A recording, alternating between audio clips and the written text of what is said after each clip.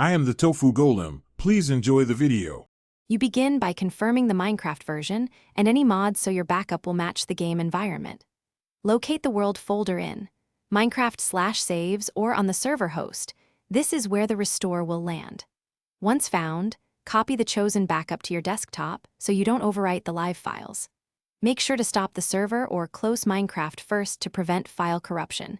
This initial care avoids merge conflicts and ensures a clean restore. You now extract the backup archive directly into the world folder, replacing files like region level, DAT, dim1, and dim1. This step restores terrain, player positions, and dimension data, so do it carefully. Overwriting is expected. Once files are in place, check player data and permissions to avoid spawn or inventory issues.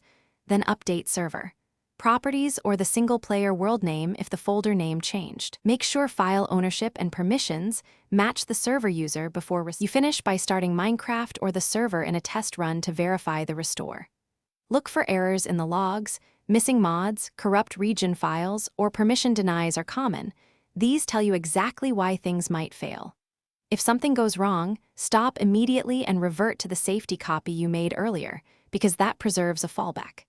Then repair. Reinstall missing mods, use region fix tools, or restore individual player data files until the world loads cleanly. Thanks for watching. Consider subscribing if we helped you today.